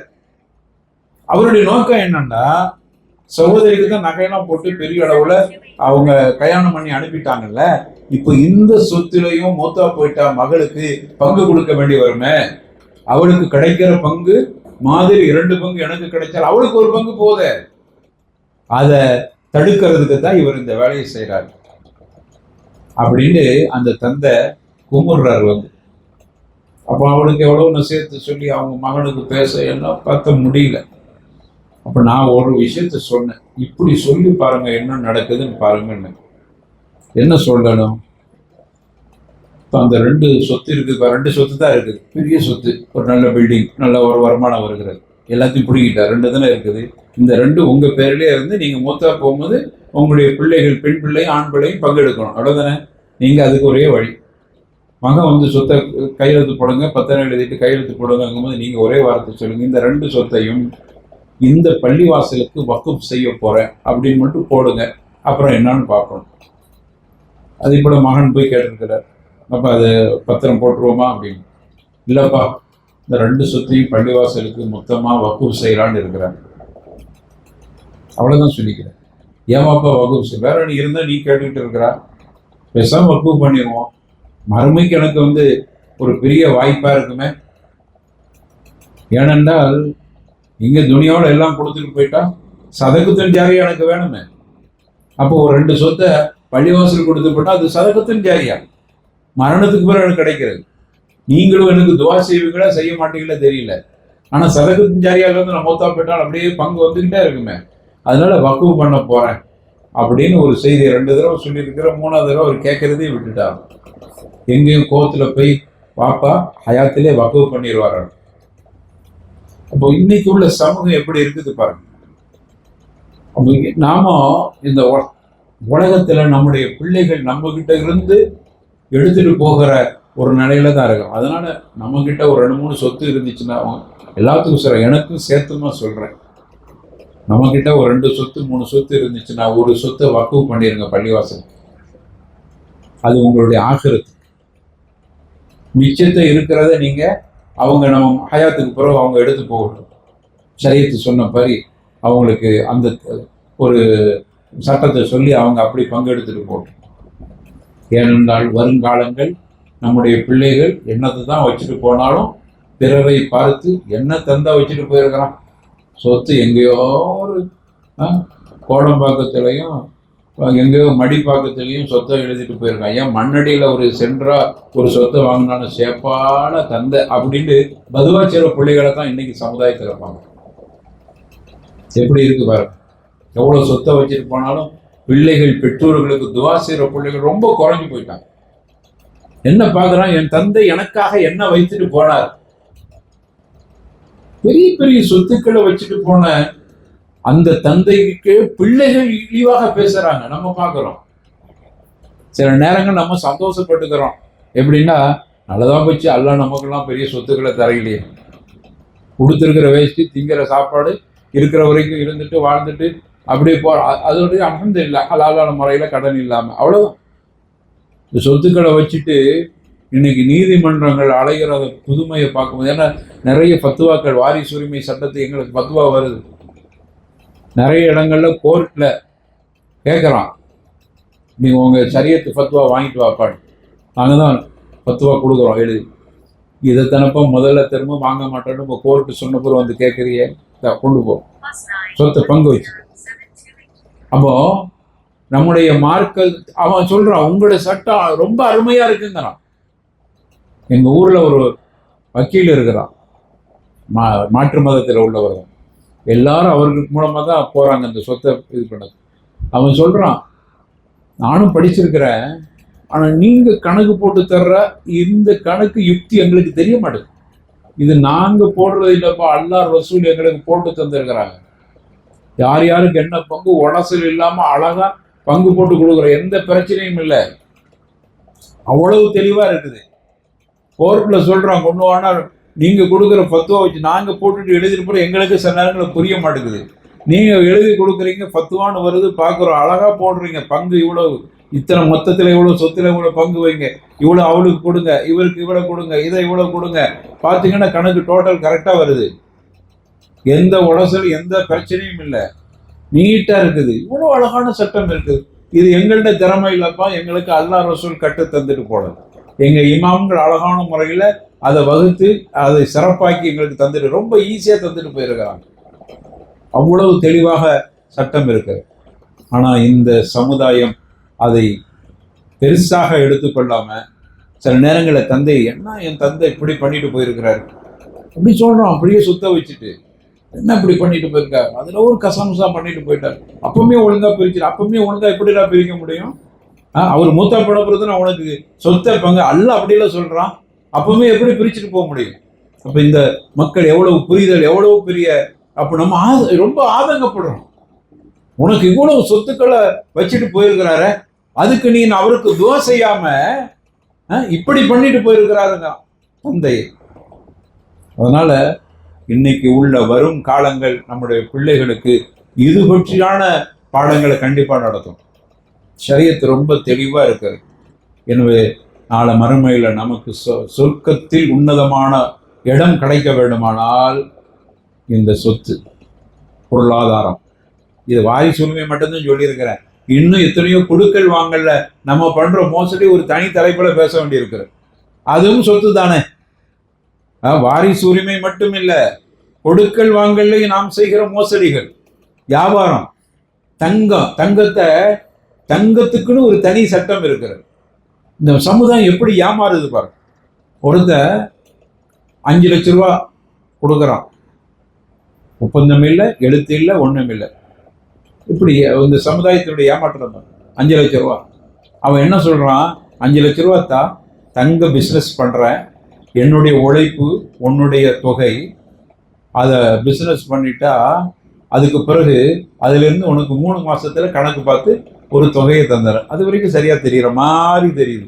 கடைசியில அவர் 3 மாசம் கழிச்ச உடனே 6.25 லட்சம் ரூபா கொடுத்துருக்கிறார். முதல் 5 லட்சம் 1.25 லட்சம் ரூபாய் லாபம். வாங்கினான் பாருங்க, அவன் கேட்கணும்ல, எப்படிடா 1.25 லட்சம் லாபம் வந்துச்சு. அவன் என்ன பார்க்கறான்னா 3 மாசத்துல 1.25 லட்சம். அப்ப மாசத்துக்கு எவ்வளவு கிடைச்சிருக்கு? மாசம் 5 லட்சத்துல அவ்வளவு லாபம் கிடைக்குமா? போன போக எப்படி கிடைக்குமா? அப்படி அவன் யோசிக்கணும்ல. அவனுக்கு காசு வந்தா போதும், வாங்கிட்டான். அடுத்தது அவன் கொடுத்துட்டு அடுத்தது சொல்றான், அந்த 5 லட்சத்தை தான் இவன் 1.25 லாபம்னுட்டு அந்த 5 லட்சத்தை கொடுக்குறான். 3 மாசத்துல கணக்கு பார்க்கும்போது உனக்கு அதே மாதிரி 1.25 வந்துருங்கிறான். அதே முதல்ல தப்புல போயிட்டான், வியாபாரம் பண்றான். 1.25 லட்ச ரூபா லாபம் 3 மாசத்துல 6.25 கொடுக்குறான். கொடுத்தனே வாங்கிட்டான். எப்படி இருக்கும்? என்னடா உழைப்பு இல்லை, ஒண்ணு இல்லை, சும்மா உட்காந்துக்கிட்டு கிடைக்குது. எப்படி பாருங்க. சரி, கொடுத்துட்டு அடுத்தது நீ அந்த 5 லட்சத்தை தான், அப்புறம் 3 மாசம் போடுவோம். இது எதுவுமே எழுத்துல இல்லை, எல்லாம் வாய். கடைசியில அடுத்தாப்புல 1.25 6.25 வரணுமா இல்லையா? ஒரு 3/4 காசு கூட வரையில. ஆள் எஸ்கேப் முடிஞ்சிச்சு. அப்புறம் வரலாம் சரியத்துல, சரி இருமணி சரியத்து. இப்ப என்னடாப்பா சரியத்து, உனக்கு காசு ஓடுற பிறகு சரியத்துன்னு வரும். சரியத்தா என்ன நமக்கு ஆயிம்சாவா இருக்கனால வார்த்தைகள் அளந்து பேச வேண்டியது. இப்ப இங்க வந்து என்ன சரியத்தை பார்க்கறான். அப்ப எந்த அளவுக்கு, அப்ப கொஞ்சமாவது யோசிக்கல. பாய் சொன்னாங்கல்ல, அட ஒரு 5 லட்சம் ரூபாயில அது எப்படி உனக்கு இவ்வளவு லாபம் வரும்? எப்படி வந்துச்சு இந்த லாபம்? கேட்கணுமா இல்லையா? என்ன பிசினஸ் பண்ண ஒரு புரிஞ்சுக்கிறோங்க. நம்ம ஒரு ஆளோடு பொருளாதாரத்தை கொடுத்து வியாபாரத்துல பார்ட்னரா இருக்கிறோன்னு வைங்க. நானும் பாயும் ஒரு தொழில பார்ட்னர், பேச்சுக்கு சொல்றேன், சும்மா அப்படிலாம் இல்லை தானே. ஆமா, சபையோர் சாட்சி முன்னிலை அப்புறம் தொகை தந்துன்னு நான் சொல்லிட போறேன். அப்போ ஒரு முதல் போட்டு, என்னுடைய முதல், எனக்கு உழைப்பு தெரியாது, எனக்கு தொழில் தெரியாது, அவரு நல்ல பிசினஸ் பண்றாரு, இந்தாங்க ஒரு தொகை நீங்க பண்ணுங்க. எங்களுக்குள்ள என்ன ஒப்பந்தம், எல்லாமே எழுத்துல இருக்கணும். என்ன ஒப்பந்தம் இருக்கணும்டா, உங்களுடைய உழைப்பு என்னுடைய முதலீடு, இதில் வருகிற லாபத்தில் இத்தனை சதவீதம், நமக்கு சதவீதத்தை நம்ம குறிப்பிடணும். ஒரு 5% வைத்துக் கொள்வோம் ஒரு பேச்சுக்கு. 5% லாபத்தில் ஆளுக்கு பாதி. அவருடைய முதல் இல்லை, ஆனா அவருடைய உழைப்பு இருக்குது. எனக்கு அந்த அவரு செய்யற தொழிலை என்னால செய்ய தெரியாது எனக்கு. அப்ப அவர் உழைக்கிறார், அவருக்கும் 2.5% எடுக்கிறார், எனக்கு 2.5% லாபத்துல. இப்படி பேசுறார். தொகையைத்தான் நம்ம என்ன செய்யக்கூடாது, குறிப்பிடக்கூடாது. ஆனா சதவீதத்தை குறிப்பிடலாம். தொகையை இப்படி இதுல வந்துச்சுன்னா, நீங்க பிசினஸ் பண்ணுங்க, கிடைக்கிற 5000 ரூபாயில 5000 ரூபா, அதுல நீங்க 2000 ரூபாய், 2500, நான் 2500, இப்படி பண்ணலாமா ஒப்பந்தம்? தொகையை பண்ணக்கூடாது. ஆனா லாபத்தின் சதவீதத்தை பண்ணலாம். லாபத்தின் தொகையை நம்ம என்ன செய்ய முடியாது, சொல்ல முடியாது. காரணம் என்னன்னா, வியாபாரத்துல லாப நஷ்டம் இருக்கும். தொகையை நீங்க குறிப்பிட்டால் அது வட்டியா போயிடும். சதவீதத்தை குறிப்பிட்டால் லாபத்தில் சதவீதம். சில நேரங்கள்ல 2 கிடைக்கலாம் 5. சில நேரங்கள்ல 4 ஆளுக்கு 2 கிடைக்கலாம். சில நேரங்கள்ல 2 ஆளுக்கு 1 கிடைக்கலாம். அப்ப அதனால சதவீதத்தை நாம் வந்து குறிப்பிடணும். அதுக்கு முன்னாடி ஒப்பந்தம் போடணும். ஆனா இங்க அத மாதிரி கடைசியில அது மட்டும் இல்ல, இன்னொரு முக்கியமான விஷயம், நான் கொடுத்த தொகையை அவர் வியாபாரம் பண்றாரு, சதவீதத்தை நம்ம குறிப்பிட்டுட்டோம். இப்ப நான் என்ன தெரியணும்னா, அந்த 5 லட்சம் ரூபாய்க்கு பாய் என்ன வியாபாரம் பண்றன்னு எனக்கு தெரியும், சொல்லணும். சும்மா தாங்க 5 லட்சம் ஒப்பந்தம் போட்டுக்கிறோம், 5 லாபத்துல 5% அப்படின்னு சொல்லிட்டு அது மட்டும் போதாது. என்ன செய்யணுமா, என்ன தொழில் பண்றீங்கிறது எனக்கு தெரியும்.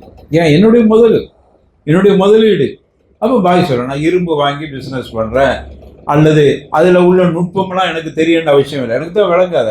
அப்ப குறைஞ்சபட்சம் என்ன தொழில் பண்றேன்னு தெரியணும்ல, என்னுடைய முதல். அது ஷரியத்து நமக்கு வலியுறுத்துறது. எத்தனை பேர் அதை தெரிஞ்சிருக்கிறோம்? அவன்கிட்ட கேட்கிறப்ப, உன்னுடைய தொழிலுக்கு நீ கொடுத்த 5 லட்சத்துக்கு என்ன சொன்ன? தங்க வியாபாரம்னா என்ன பண்ண?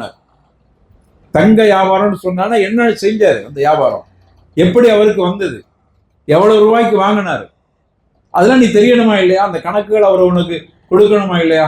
நீ பார்த்தது 1.25 லட்சம் ரூபாய் முதலீடு சேர்த்து 5 பிளஸ் 1.25 நமக்கு கிடைக்குது, 6.25 கிடைக்கிறது. அதோட முடிச்சுட்டு அவனுக்கு காசு வர்ற வரைக்கும் சரியத்தை பார்க்கல. காசை அடிச்சுட்டு போய் ஆளை காணா போனவருக்கு சரியத்தை தேடுறான். இப்ப இவனுக்கு என்ன செய்யறது? அப்ப இவனுக்கு சொத்து தான் சொர்க்கத்துக்கு தடையா போகுது. அல்லாஹ் நமக்கு அவ்வளவு தெளிவா அல்லாஹ் ரசூல் ஒரு வியாபாரத்தை பற்றி சொல்லி இருக்கிறாங்களே. இப்போ உதாரணமா இன்னொரு மிசால் உங்களுக்கு சொல்றேன். நான் ஒரு கடை வச்சிருக்கிறேன், பாயும் ஒரு கடை வச்சிருக்கிறாங்க. அரிசி கடைன்னா வச்சுக்கிறோம், நமக்கு தெரிஞ்ச பாஷையில பேசுவோங்க. நானும் அரிசி கடை வச்சுக்கிறேன், பாயும் வச்சுக்கிறாங்க. நீங்க என்கிட்ட பொன்னி அரிசின்னு கேட்குறீங்க. பொன்னி அரிசி எனக்கு 10 கிலோ வேணும்னு கேட்குறீங்க. என்கிட்ட பொன்னி அரிசி இல்லை, நான் உங்களை விடக்கூடாது. ஆனால் பாய்கிட்ட இருக்குது. நீங்கள் அவர்கிட்ட போய் வாங்கினா அவருக்கு நீங்கள் அங்கே போயிடுவீங்க. இப்போ நான் என்ன செய்யலாம்? எத்தனை கிலோ வேணும்? ஒரு மூடை வேணுங்கிறீங்க, நான் வாங்கி தரேன். பாய்கிட்ட மூடையை வாங்கிட்டேன்.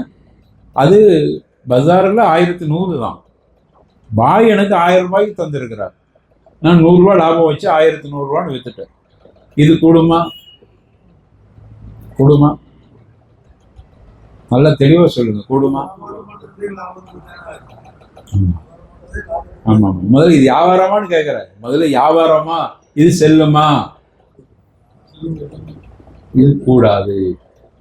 பாருங்க, ஒரு சின்ன நுட்பம் தான் இஸ்லாம் சொல்லுது. இது கூடாது. ஏன் கூடாது? கூடாதுன்னு சொன்ன நான் தான் கூடாதுன்னு சொல்லி, அதெல்லாம் நான் தான் காரணம் சொல்லணும். ஆனா கூடாதுன்னு சொன்னதுல நீங்க கொஞ்சம் புரிஞ்சு பாருங்க. ஏன் கூடாதுங்கிற? இல்லையே, ஒரு பிசினஸ் முதல்ல புரிஞ்சுக்கிறோம். ஒரு வியாபாரம் நாம் பண்ணுகிறோம் என்றால், இப்போ இந்த மொபைலை நான் விற்கிறேன்னா, இல்ல, இந்த மொபைலை நான் விற்கிறதுக்கு முன்னாடி இந்த மொபைல் யாருக்கு சொந்தமா இருக்கணும்? விற்கிற எனக்கு சொந்தமா இருக்கும். பாயோட மொபைலை போய் நான் 2000 ரூபாய்க்கு எடுத்துக்கிறேங்க அப்படின்னு நான் விற்க முடியுமா? செல்லாது. சரி, இங்க என்ன நடந்துச்சு தெரியுமா? அவர்கிட்ட அப்படியே மூடையை வாங்கி உங்கள்கிட்ட வித்துட்டேன். அப்போ சரியத்தை என்ன சொல்ற பாருங்க, சின்ன விஷயம்தான். பெரும்போது இதை நம்ம செய்யறோம், ஆனா இப்படி செய்யணும். இப்படிதான் மார்க்கம் சொல்லுது. என்ன செய்யணும்னா, அது அவர்கிட்ட நான் வேலை பேசி வாங்கினேன். காசு கொடுக்காது வேற விஷயம். இப்ப என்ன செய்யணும்? பாய், இது எவ்வளவு? ஒரு மூடை இப்போ ஒரு ஆள் கேட்டிருக்கு, எவ்வளவு?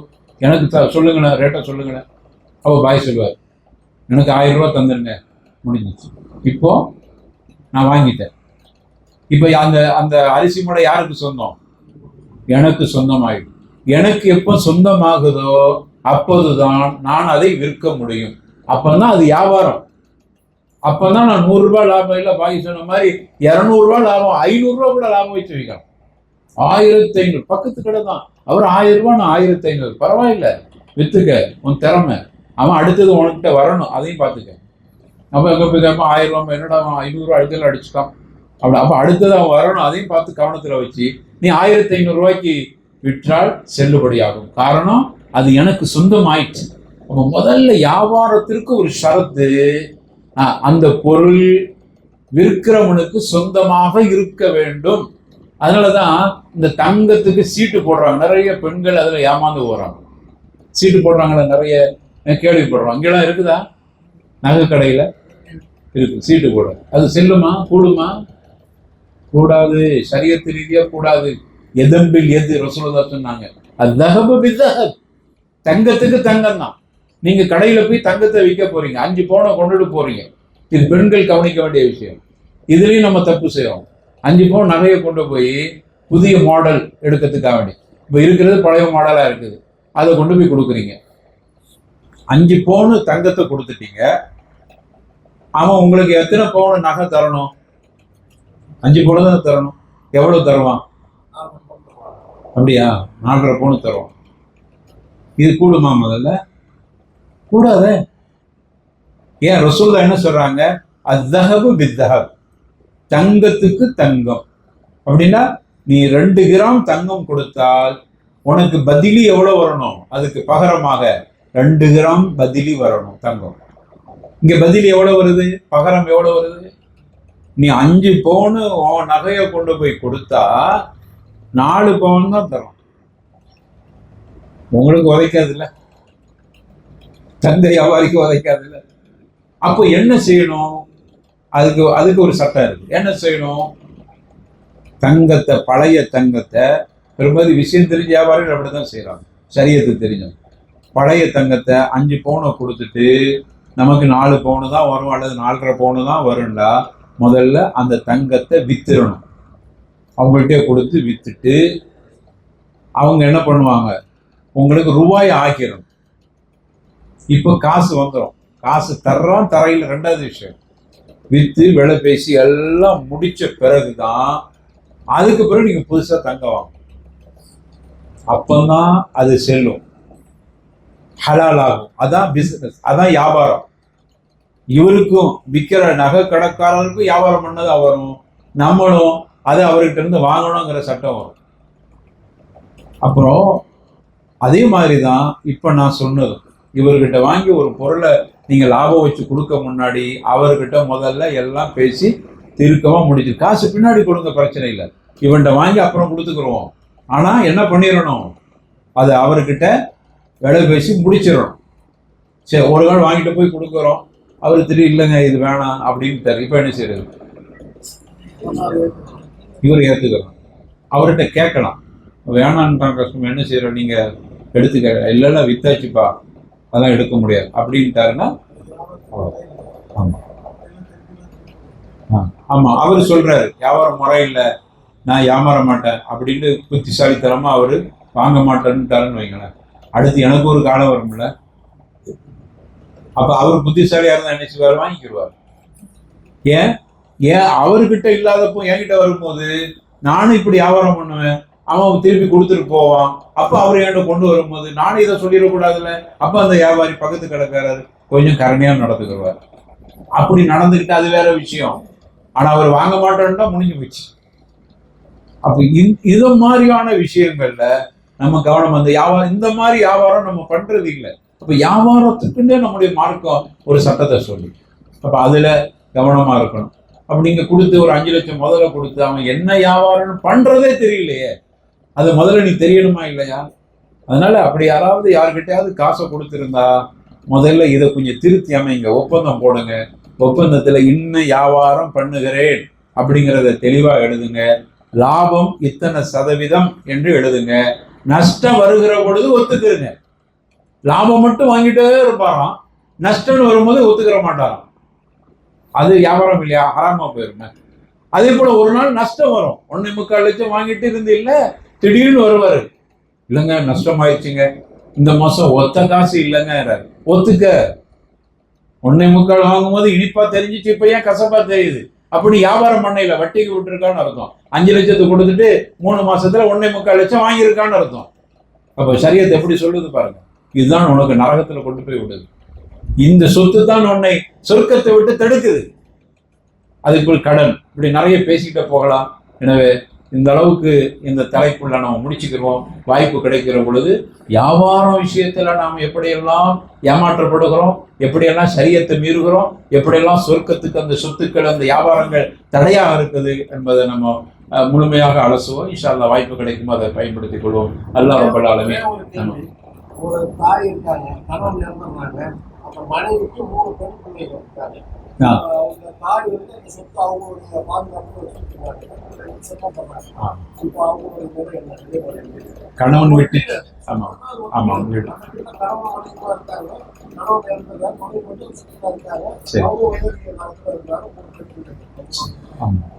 இப்ப அந்த தாய் வந்து அது தங்கி இருக்கிறதுனால இப்போதைக்கு பிரிக்க வேணாம்னு சொல்றாங்க.